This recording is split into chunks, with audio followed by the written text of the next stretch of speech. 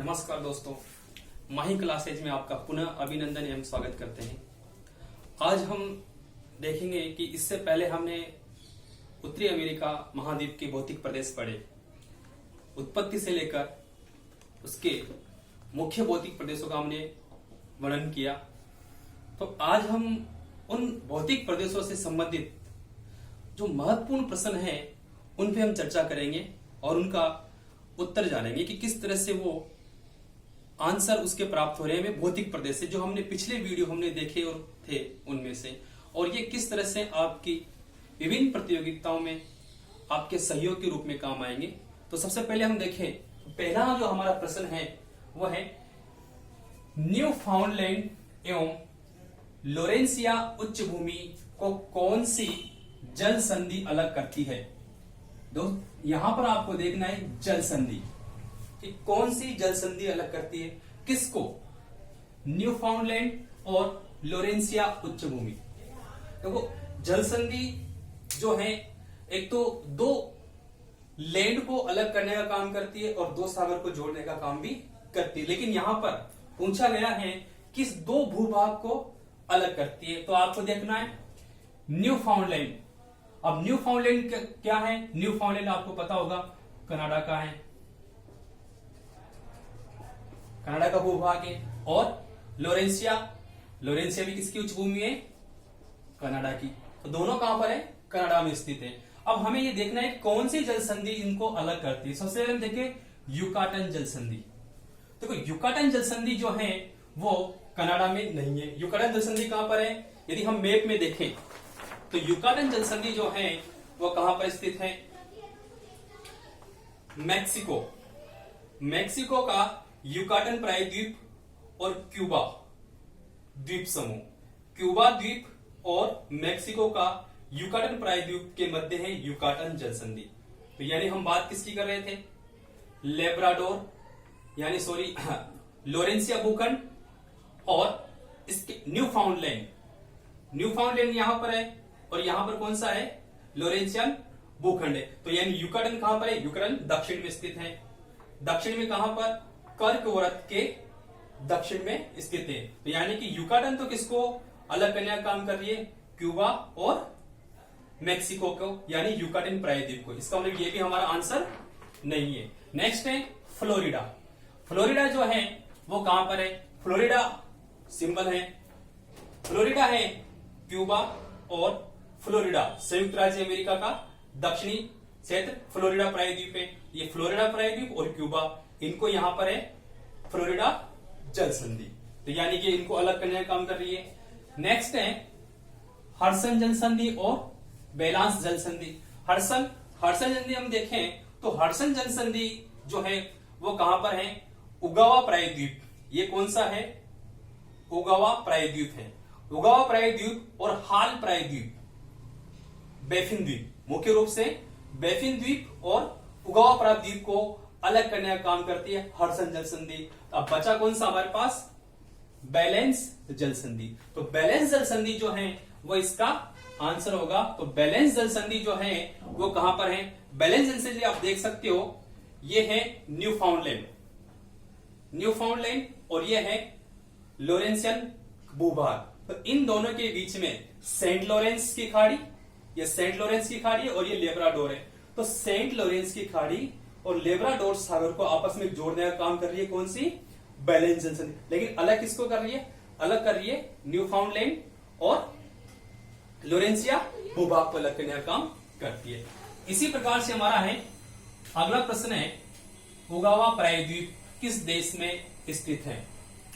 तो हमें ये पता होना चाहिए कौन से देश में कौन सा प्रायद्वीप है।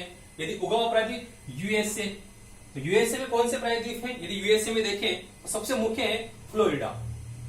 संयुक्त राज्य अमेरिका में कौन सा प्रायद्वीप है, फ्लोरिडा मुख्य प्रायद्वीप ये है। इसके अलावा कनाडा में देखें तो कनाडा में कौन से प्रायद्वीप है, कनाडा में हम देखें तो उगावा प्रायद्वीप, इसमें मुख्य प्रायद्वीप कौन सा है, उगावा प्रायद्वीप है। और अन्य प्रायद्वीप मैक्सिको कौन सा है, युकाटन प्रायद्वीप, मैक्सिको में है युकाटन प्रायद्वीप। और होंडुरास में यहां पर कोई प्रायद्वीप नहीं है। तो हमें हर कंट्री के प्रायद्वीप याद रखने हैं, लेकिन यहाँ जो है ओकावा प्रायद्वीप जो है, उंगावा प्रायद्वीप, वो किस स्टेट में है, वो किस में, हाँ, देश का है, वो है कनाडा। तो कनाडा में ये स्थित है। नेक्स्ट प्रश्न है, कनाडा देश का सुदूर पश्चिमी देशांतर कौन सा है? सुदूर का मतलब सबसे पश्चिम में जो देशांतर होगा वो सब क्या लगेगा? सुदूर पश्चिमी देशांतर। देखें तो सबसे पहले हम देखें 172 डिग्री 30 मिनट पश्चिमी देशांतर। 172 डिग्री 30 मिनट पश्चिमी देशांतर जो है वो कहां पर है?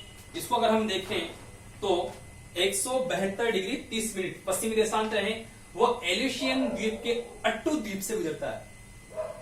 कहां से? एल्यूशियन द्वीप के अट्टू द्वीप से गुजरता है। जबकि ये किसका हिस्सा है? अलास्का का। और अलास्का किसका हिस्सा है? संयुक्त राज्य अमेरिका का। इसका मतलब ये तो आंसर नहीं हो सकता। ये तो किसका होगा? सुदूर पश्चिमी किसका होगा?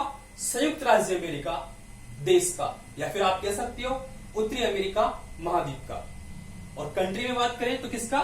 संयुक्त राज्य अमेरिका का सुदूर पश्चिमी देशांतर है। अगला हम देखें 141 डिग्री पश्चिमी देशांतर।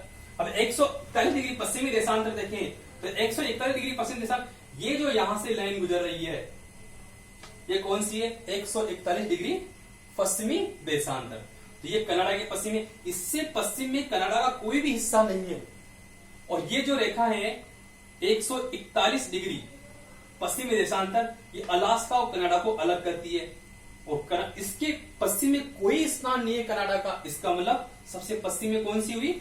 141 डिग्री पश्चिमी देशांतर। किंतु 12 डिग्री 08 मिनट पश्चिमी देशांतर क्या है दोस्तों? ये आपको याद रखना, उत्तरी अमेरिका महाद्वीप का पूर्वी हिस्सा है। उत्तरी अमेरिका महाद्वीप का कौन सा क्या है? पूर्वी हिस्सा, पूर्वी देशांतर है। सुदूर पूर्वी देशांतर है किसकी? उत्तरी अमेरिका महाद्वीप की। और 100 डिग्री पश्चिमी देशांतर क्या है? 100 डिग्री पश्चिमी देशांतर जो है वो अमेरिका को मध्य से गुजरती है, उसको दो हिस्से में डिवाइड करती है। तो ये है हर ऑप्शन, आपको हर ऑप्शन पे ध्यान देना है। यहां हम ये नहीं देख रहे हैं कि केवल एक प्रश्न का एक उत्तर है दोस्तों। यहां पर हर पॉइंट पर, हर ऑप्शन पे 4 उत्तर आपको देखने को मिलेंगे। तो आपको हर ऑप्शन पे ध्यान देना है कि हर ऑप्शन हो सकता है कि पूछा जाए कि 100 डिग्री पश्चिमी देशांतर कौन से कहां से गुजरती है, या पूछा जा सकता है कि संयुक्त राज्य अमेरिका का पश्चिमी देशांतर कौन सा है, सुदूर पश्चिमी देशांतर कौन सा है। तो यानी कि हर पॉइंट से आपके प्रश्न बनते हैं। अगला हम देखें संयुक्त राज्य अमेरिका तक कनाडा की बीच सीमा निर्माण करने का वाले अक्षांश है।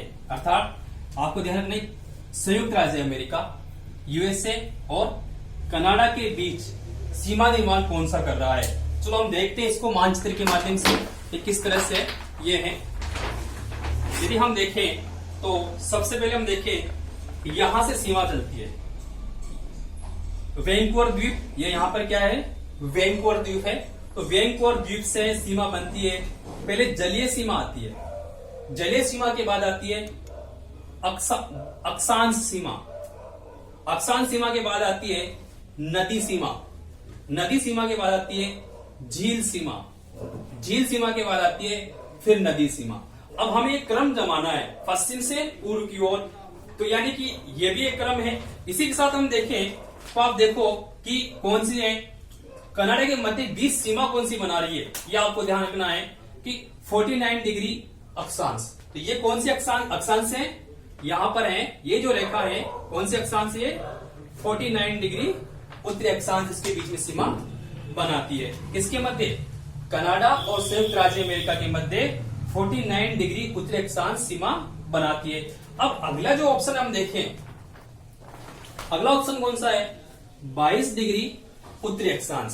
देखो 22 डिग्री उत्तरी अक्षांश जो है उसका संबंध जो है अफ्रीका महाद्वीप से है। 22 डिग्री उत्तरी अक्षांश अफ्रीका में मिस्र और सूडान के बीच में सीमा बनाती है। कौन सी? 22 डिग्री उत्तरी अक्षांश। इसी प्रकार से देखें 39 डिग्री उत्तरी अक्षांश, ये किसके मध्य है? ये उत्तरी कोरिया और दक्षिणी कोरिया के मध्य सीमा बनाती है।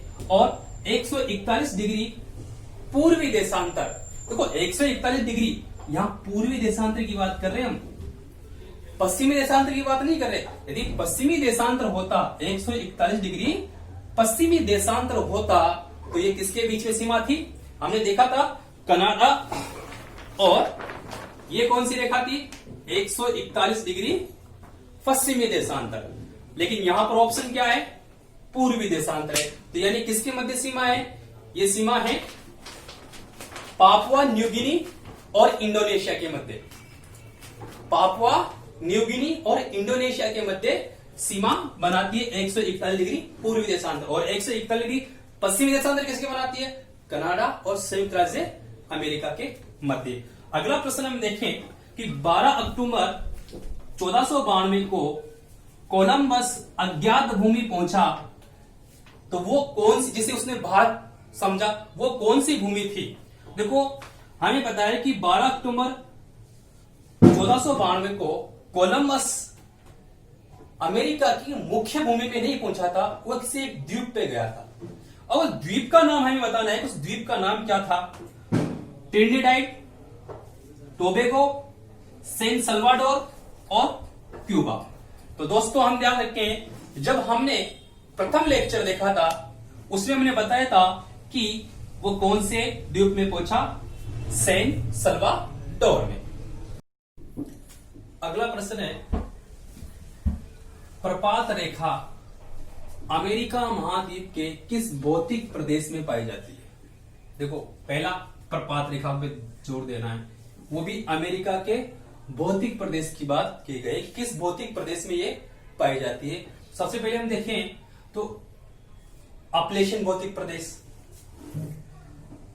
कार्डिलेरा भौतिक प्रदेश, कैनेडियन शील्ड प्रदेश और निम्न भूमि प्रदेश। क्योंकि मुख्य रूप से ये चार ही प्रदेश है यदि हम मुख्य भूभाग की बात करें तो अपलेशियन प्रपात रेखा है क्या? इस पे हमने जब लेक्चर देखा, ये बनाया हमने, तब हमने इस पे विशेष तौर से बात की थी कि प्रपात रेखा क्या है। प्रपात रेखा उन स्थानों पे पाई जाती है जहां पर स्थलखंड ऊपर उठा हो। अब ऐसी सिचुएशन कहां पाई गई? क्या कार्डिलेरा में पाई गई? नहीं, क्योंकि कार्डिलेरा क्या है? फोल्डेन माउंटेन है, यहां पर नहीं हो सकती। निम्न भूमि की बात करें तो निम्न भूमि में ये मैदानी एरिया है, यहां प्रपात रेखा नहीं पाई जा सकती। अब कैनेडियन शील्ड की बात करें तो ये भी क्या है? ये हिम से आच्छादित क्षेत्र है, तो यहां पर तो सीधा सीधा हमारा आंसर कहां से निकल के आ रहा है? अपलेश। क्योंकि हमें पता है कि अपलेशियन पर्वत जो प्रदेश है वह उत्थित संप्राय मैदान का उदाहरण है, और उत्थित संप्राय मैदान में जब कोई भूखंड ऊपर उठता है तो ऊपर उठने के बाद नदियां जब गिरती है तो नीचे एक साथ गिरना शुरू कर देती है, एक जलप्रपात बनाती है, और उसी जलप्रपातों को हम रेखा के साथ क्या कहते हैं? प्रपात रेखा कहते हैं। तो प्रपात रेखा जो है वो आंसर है अपलेशियन प्रदेश में पाई जाती है।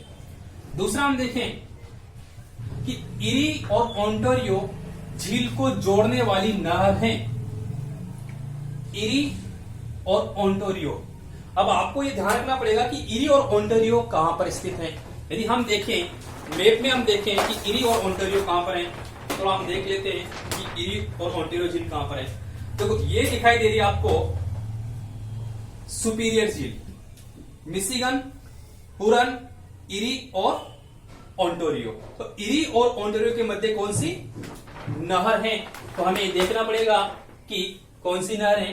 तो हम देखें कि वेलेंट नहर, हमने जब लेक्चर देखा था कि इरी और ओंटारियो के मध्य कौन सी है, इसका आंसर जो है विशेष हम देखें तो वेलेंट नहर है। क्योंकि सुनहर जो है, सुनहर सुपीरियन और किसको?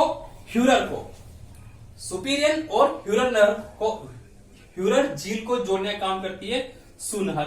पनामा नहर किसको जोड़ने का काम करती है? पनामा नहर जोड़ती है कैरिबियन सागर और पनामा सागर, या फिर हम कहें अटलांटिक सागर या प्रशांत महासागर को जोड़ने का। इरी नहर, इरी नहर जो है, इरी नहर इरी झील से निकलकर हडसन नदी के माध्यम से अटलांटिक महासागर में गिरती है। तो यानी ये भी इसका ऑप्शन नहीं है। तो हमारे पास ऑप्शन है वेलेंट नहर। वेलेंट नहर जो है वह इरी और ओंटारियो झील को जोड़ने का काम करती है। नेक्स्ट है नियाग्रा प्रपात किसके मध्य स्थित है? दोस्तों ये भी प्रश्न वहीं से है जहां से वेलेंट नहर है। तो हम देखें कि नियाग्रा जलप्रपात कहां पर स्थित है। अच्छा, आपको ध्यान रखना पड़ेगा नियाग्रा प्रपात किस नदी पर स्थित है, तो हमें पता होना चाहिए कौन सी नदी पर, सेंट लॉरेंस की नदी पर नियाग्रा जलप्रपात स्थित है। तो लेकिन हम देखें सेंट लॉरेंस नदी कहां पर है, तो हम देखें क्या इरी और ह्यूरन के बीच में है। अब इरी और ह्यूरन जो है इसके बीच में नहीं है। ह्यूरन और सुपीरियन के बीच में, इनके मध्य भी नहीं है। इरी और ओंटारियो और ह्यूरन और मिशिगन। तो दोस्तों हमारा आंसर होना चाहिए इरी और ओंटारियो के मध्य कौन सा नियाग्रा जलप्रपात स्थित है, वो भी किस नदी पर, सेंट लॉरेंस नदी पर यह स्थित है। अगला प्रश्न है उत्तरी अमेरिका महाद्वीप में पृथ्वी की धरातल का सबसे सर्वाधिक अस्थायी हिस्सा। अस्थायी मतलब क्योंकि पृथ्वी तो स्थित है, अस्थायी का मतलब क्या हुआ, हिल रहा है। हिलने का मतलब ये नहीं है कि वो अचानक हिलेगा। अस्थायी का मतलब है कुछ मूवमेंट हो रहा होगा उसमें। तो ऐसा हिस्सा कौन सा है हमारे पास है, देखो इसमें जो पहला है सैन फ्रांसिस्को खाड़ी, क्योंकि ये कोई हिस्सा नहीं हो सकता। खाड़ी एक है भूखंड हिस्सा होता है। तो यदि हम कहें कि ओरेगन की तटीय श्रृंखला या फिर इडो बैथोलिक, ये बैथोलिक भी एक स्ट्रॉन्ग पार्ट होता है। बैथोलिक हम ज्वालामुखी क्षेत्रों में देखेंगे बैथोलिक के बारे में। यदि हम देखें तो यहाँ सेंट एड्रियाटिक ब्रंश हैं। ब्रंश जो हैं वो प्लेटों के बीच में निर्मित होते हैं। सेंट एड्रियाटिक ब्रंश ये एक प्रकार से क्या है, रूपांतरण भ्रंश है जो दो प्लेटों के बीच में होता है। तो ये क्या है, मूवमेंट होता है। इसका मतलब ये क्या है, अस्थिर हिस्सा है कौन, सेंट एड्रियाटिक ब्रंश। अगला हमारा प्रश्न है संयुक्त राज्य अमेरिका कौन सी जलवायु का देश है। केवल संयुक्त राज्य अमेरिका की बात कर रहे हैं। तो यदि हम देखें संयुक्त राज्य अमेरिका को देखें तो संयुक्त राज्य अमेरिका जो है वो हम देख लेते हैं कि यहां से लेकर 49 डिग्री उत्तरी अक्षांश से लेकर नीचे हम देखें रियो ग्रांडो नदी के बीच में, तो यहां हम देखें तो इन द्वीपों से ये रेखा गुजरती है कर्क रेखा, यानी कि कर्क व्रत, और ऊपर से कौन सी गुजरती है, आर्टिक व्रत। अब कर्क व्रत से दक्षिण का हिस्सा क्या है, उष्ण कटिबंध, और आर्टिक व्रत से ऊपर का हिस्सा क्या है, शीत कटिबंध, और इनके बीच का हिस्सा क्या है, शीतोष्ण कटिबंध। कौन सा है, शीतोष्ण कटिबंध। यानी कि हमारा आंसर क्या होना चाहिए, इसमें होना चाहिए हमारा शीतोष्ण कटिबंध, इसका आंसर है। क्योंकि शीत कटिबंध में कौन आता है, कनाडा। उष्ण कटिबंध में नीचे मेक्सिको वाला हिस्सा, पनामा, होंडुरास, ये कंट्री आती है। शीतोष्ण कटिबंध में कनाडा और ये, यानी कि आंसर क्या है हमारा, शीत कटिबंध। क्योंकि संयुक्त राज्य अमेरिका पूर्ण रूप से शीत कटिबंध का देश है। तो यानी कि संयुक्त राज्य अमेरिका किसका देश है, शीतोष्ण कटिबंध का देश है। अगला प्रश्न है शिकागो शहर किस झील पर स्थित है। शहर और झील से बात की गई है, तो यानी कि हमें यह भी ध्यान रखना है कि शहर और झीलों का भी प्रश्न बना सकता है। तो हम देखें शिकागो का कौन से शहर में, तो पहले झीलें देख लेते हैं सामान्य रूप से, ये झीलें का है। तो झीलों में हम देखें तो हमारे पास यहाँ पर है सुपीरियन झील, फिर मिशिगन और ह्यूरर, इरी और ओंटारियो। तो सुपीरियर जो झील है उसके पश्चिम में है डुलूथ। कौन सा शहर है, डुलूथ शहर है। और मिशिगन झील के पास में गेरी है, और ह्यूरर, इरी और ओंटारियो। तो हमने जब झीलों के बारे में जो लेक्चर बनाया था उसमें हमने झीलों में शहर को दर्शाने की बात की थी। तो यानी कि हम देखें तो शिकागो जो है, शिकागो हमने पहले वर्णन किया था। शिकागो जो है स्वामी विवेकानंद यहाँ पर विश्व सम्मेलन में गए थे। तो कौन सी झील पे स्थित था, यहां पर हम देखें तो मिशिगन झील के दक्षिणी भाग में शिकागो शहर स्थित है, जहां पर गेरी शहर भी स्थित है। तो इसका आंसर होगा मिशिगन झील पर। अगला है संयुक्त राज्य अमेरिका यानी कि यूएसए की टेनेसी नदी का संबंध भारत की किस नदी से है। देखो टेनीसी नदी का संबंध भारत की किस नदी से है? तो हमको ध्यान होना, नर्मदा, दामोदर, माही और कृष्णा। तो दोस्तों इसका संबंध जो है दामोदर वैली कॉरपोरेशन, दामोदर घाटी परियोजना। दामोदर घाटी परियोजना टेनीसी घाटी परियोजना को ध्यान में रखकर बनाई गई थी, इसलिए संबंध दामोदर नदी से है। तो आंसर क्या होना चाहिए? दामोदर नदी इसका आंसर है। नेक्स्ट प्रश्न है, उत्तरी अमेरिका महाद्वीप किस श्रेणी का उच्चावच है? तो अब यह हमें पता होना चाहिए उत्तरी अमेरिका महाद्वीप किस श्रेणी का। सिंपल है, हमने यहां उत्तरी अमेरिका देखा तो आप देखो महाद्वीप किस श्रेणी का उच्चावच आता है। महाद्वीप आता है, यदि हम देखें तो तृतीय श्रेणी का उच्चावच कौन सा, यानी उच्चावच तो होगा वो, क्योंकि महाद्वीप अपने आप में एक भूभाग उच्चावच हो, इसका मतलब डी ऑप्शन तो आपका यहां से हट जाता है। अब हम बात करें तृतीय श्रेणी। तृतीय श्रेणी में कौन से आते हैं? नदी द्वारा निर्मित, हिम नदी द्वारा निर्मित, यानी बाह्य शक्तियों द्वारा निर्मित जो उच्चावच हैं वो किस में आएंगे? तृतीय श्रेणियों में। तो यानी हवा से तो उत्तरी अमेरिका महाद्वीप नहीं बना होगा, नदी से तो नहीं बना होगा, इसका मतलब ये भी ऑप्शन में नहीं है। द्वितीय आंतरिक बलों से निर्मित, जैसे पर्वत, पठार, यानी वो द्वितीय में आते हैं। और प्रथम श्रेणी में कौन से आते हैं? महाद्वीप और महासागर। तो यानी कि उत्तरी अमेरिका कौन से में है? प्रथम श्रेणी का उच्चावच है। महाद्वीप और महासागर किस में आते हैं? प्रथम श्रेणी के उच्चावच में सम्मिलित किए जाते हैं। तो इसका आंसर है ए, इसका आंसर प्रथम श्रेणी का उच्चावच है। नेक्स्ट हम बात करें, प्रेरी घास के मैदान मध्यवर्ती निम्न भूमि के किस प्रदेश में है? दोस्तों सिंपल प्रश्न बनता है प्रेरी घास के मैदान कहां पर है, लेकिन अब समय गया, सबको पता है प्रेरी घास का मैदान कहां पर है? संयुक्त राज्य अमेरिका में या कुछ हिस्सा कनाडा में स्थित है। लेकिन थोड़ा प्रश्न की गहराई पे हम पहुंचे तो उन्होंने पूछा कि मध्यवर्ती निम्न भूमि। अब संयुक्त राज्य अमेरिका महाद्वीप को भी हमने मुख्य भूभाग को 4 भागों में बांट लिया था, उसमें से भी मध्यवर्ती भूभाग जो है उसको भी हमने अलग अलग भागों में बांटा था। तो मध्यवर्ती भूभाग में देखिए तो मैकेंजी निम्न भूमि, मैकेंजी मतलब ऊपर वाला एरिया, मैकेंजी वाला ये वाला एरिया, यहां प्रेरी घास का मैदान नहीं है। नेक्स्ट गल्फ मैदान, गल्फ मैदान का मतलब किनारे वाला एरिया, यहां पर भी प्रेरी घास का मैदान नहीं है। Great plain province, great plain province का मतलब है ये वाला हिस्सा, रोकिस पर्वत के पूर्व का हिस्सा, ग्रेट प्लेन प्रोविंस मतलब मध्यवर्ती राज्य मैदान जो है वो है। और एक है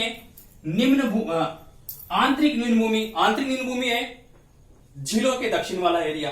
तो यानी कि ये कहां पर स्थित है? ये यहां पर स्थित है, किसमें? मध्य भूमि जो है उसमें, यानी कि हम कह सकते हैं कि ग्रेट प्लेन प्रोविंस का ये हिस्सा है। तो इसका आंसर क्या होना चाहिए? आंसर सी है। अगला हम देखें, कनाडा और यूएसए की सीमा पश्चिम से पूर्व की ओर क्रम बताइए। अच्छा, कनाडा और संयुक्त राज्य अमेरिका की जो सीमा है उसको पश्चिम से पूर्व की ओर क्रम बताना है। लेकिन यहां पर हम देखें तो इसमें ऑप्शन दे रखे हमें पहले, वृहद झील दे रखी है, सेंट लॉरेंस की नदी दे रखी है, 49 डिग्री अक्षांश दे रखा है उत्तरी अक्षांश, और हारो जलसंधि दे रखी है। तो चलो देखते हैं हम इसमें इस कनाडा और संयुक्त राज्य अमेरिका, इसके बीच में यहां पर वैंकूवर द्वीप है। वैंकूवर द्वीप कनाडा का है और इधर है यूएसए और ये कनाडा। और यानी कि यहां पर एक जल संधि है जिसका नाम है हारो जल संधि। तो यानी कि पहला ऑप्शन क्या होना चाहिए? हारो जल संधि होना चाहिए। हारो जल संधि कहां पर है हमारे पास है? 4th नंबर, यानी कि 4th नंबर में, यानी 4th नंबर जहां पर आएगा फर्स्ट में, कहां पे आ रहा है? केवल यहां पर आ रहा है 4th नंबर। अगला हम देखें कौन सी है? 49 डिग्री। 49 डिग्री कौन सी पर है? 49 डिग्री हम देखें तीसरा नंबर 49 डिग्री। नेक्स्ट हम देखें झीलें आ रही है, तो यानी कौन सी आ जाएगी? वृहद झील, यानी कि 1। और लास्ट कौन सा हमारे पास बचा? सेंट लॉरेंस, यानी कि 4th। तो आपका आंसर क्या होना चाहिए? सी आपका आंसर है। अगला प्रश्न है, कनाडा की सबसे ऊंची चोटी कौन सी है? तो दोस्तों हमने जब कनाडा के भौतिक प्रदेश देखे थे तो हमने चोटियों पर भी विशेष बात की थी कि कौन से प्रदेश की या कौन सी चोटी कहां पर स्थित है। तो यानी कनाडा की सबसे ऊंची चोटी कौन सी है? तो पहले हम देखें माउंट मैकिनले। दोस्तों माउंट मैकिनले जो है वो अलास्का की चोटी है, और अलास्का जो कहां पर स्थित है? अलास्का संयुक्त राज्य अमेरिका का भाग है, पश्चिम में। इसका मतलब ये तो इसका आंसर नहीं होगा।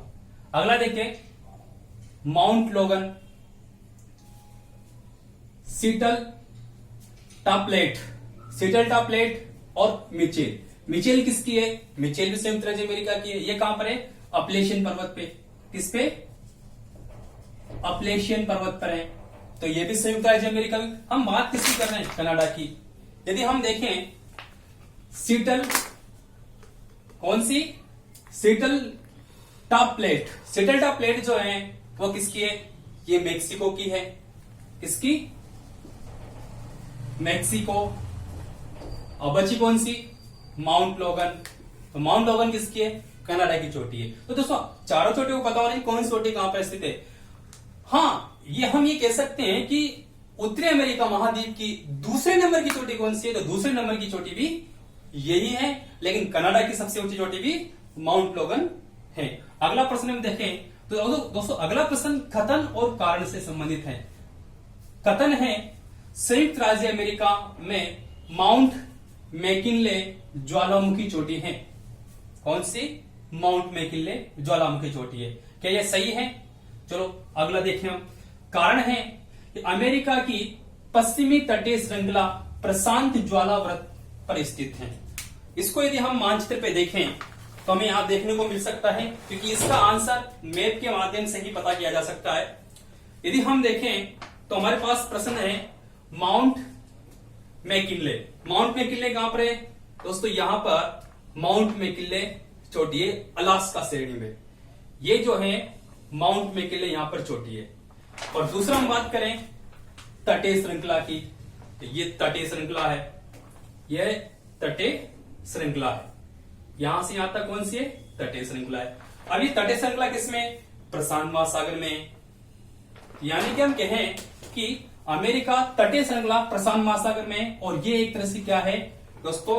ये प्री प्रशांत श्रृंखला एक ज्वालाव्रत है। इसका मतलब कि हमारा जो प्रश्न में ऑप्शन है कि ए और बी दोनों सही है। हाँ, ए बी और दोनों ही सही है, और बी यानी कि बी ऑप्शन एक की व्याख्या स्पष्टीकरण कर रहा है। जी हाँ, ये हमारा आंसर है। जबकि बी और दो दोनों सही है, दोनों सही है, लेकिन स्पष्टीकरण नहीं है। ए सही है, बी गलत है, नहीं, दोनों ही सही है। बी सही है परंतु ए गलत है, यहां पर भी दोनों ही सही। तो आंसर होना चाहिए ए, क्योंकि बी जो है वो ए का सही व्याख्या कर रहा है, इसलिए हमारा आंसर होगा ए। नेक्स्ट हम देखें अपलाची की खाड़ी किस महासागर में स्थित है? अब अपलाची पे जोर करें तो जब हमने वीडियो में जब बताया था कि कौन से सागर है, खाड़ियों के बारे में हमने बात की थी, तो वहां इसका आंसर हमें देखने को मिले। लेकिन फिर भी हम देखें कि कौन से सागर, तो पहले हम देखते हैं लेब्राडोर सागर। लेब्राडोर सागर कहां पर स्थित है? दोस्तों ये है लेब्राडोर सागर। यहां पर ये खाड़ी नहीं है। अगला हम देखें, नीचे देखें ब्यूपोर्ट सागर। ब्यूपोर्ट सागर, ये ब्यूपोर्ट सागर है। इसके आसपास भी हमें खाड़ी देखने को नहीं, क्योंकि यहां कौन सी खाड़ी है? ब्यूपोर्ट खाड़ी। यहां मैकेंजी की खाड़ी है, यहां पर भी इसका ऑप्शन नहीं है। इसके अलावा हम देखें कैरिबियन सागर। कैरिबियन सागर देखें दोस्तों, ये दक्षिण में आ जाता है कैरिबियन सागर, यहां पर भी खाड़ी नहीं। तो बचा कौन सा? मैक्सिको की खाड़ी। मैक्सिको की खाड़ी में हम देखें, मैक्सिको खाड़ी का ये जो हिस्सा है ये अपलाची की खाड़ी है। कौन सा? फ्लोरिडा प्रायद्वीप के पश्चिम में अपलाची की खाड़ी स्थित है। तो आंसर क्या होना चाहिए? मैक्सिको की खाड़ी। अगला प्रश्न है निम्न मानचित्र में युकाटन प्रायद्वीप, क्यूबा, पनामा एवं कैलिफोर्निया की खाड़ी को दर्शाइए। तो दोस्तों कभी कभार आपको मानचित्र दिया जाएगा और उसमें इनको दर्शाना होता है। तो अब इसमें दर्शाने के लिए हम देखें तो सबसे पहले युकाटन प्रायद्वीप कौन सा है दोस्तों, ये है युकाटन प्रायद्वीप। कौन सा है ये? युकाटन प्रायद्वीप। ये दिख रहा है युकाटन, किसमें है? मैक्सिको में। अगला प्रश्न है क्यूबा। क्यूबा दोस्तों ये है क्यूबा, जहां युकाटन जलमार्ग है, युकाटन चैनल है, इनको ये है क्यूबा। क्यूबा जो है वो सर्वाधिक क्यों फेमस है? गन्ना उत्पादन के लिए, इसीलिए क्यूबा को गन्ने की रानी भी कहा जाता है। अगला है पनामा। पनामा जो है वो है दक्षिण में, सबसे दक्षिणी देश जो है संयुक्त राज्य अमेरिका, अमेरिका महाद्वीप का सबसे दक्षिणी देश है वो है पनामा, जो इसको दक्षिणी अमेरिका से अलग करता है। अगला हम देखें कैलिफोर्निया की खाड़ी। कैलिफोर्निया की खाड़ी आप देख सकते हो यहां पर, ये कैलिफोर्निया द्वीप है, प्रायद्वीप यानी, और इसके बीच में है कैलिफोर्निया की खाड़ी। ये किस कंट्री में है? ये दोस्तों मैक्सिको में स्थित है। तो यहां पर प्रश्न मानचित्र से संबंधित भी पूछे जा सकते हैं, तो हमें मानचित्रों पर भी ध्यान रखने की बात है कि किस तरह से कौन सा पॉइंट कहां पर आता है। अगला प्रश्न हम देखें कि ग्रेट लेक का निर्माण किससे संभव हुआ? ग्रेट लेक का निर्माण क्या भ्रंशित भूसंरचना से है, क्या दो धाराओं के मिलने से हुआ है, या फिर हिमनद के पिघलने से हुआ है, या फिर किसी नदी के अपरदन से निर्मित हुआ है? तो दोस्तों हम देखें कि ग्रेट लेक का निर्माण के बारे में बात करें तो ग्रेट लेक के जहां पर थी वहां पहले क्या था? हिमनद से जमा हुआ क्षेत्र था।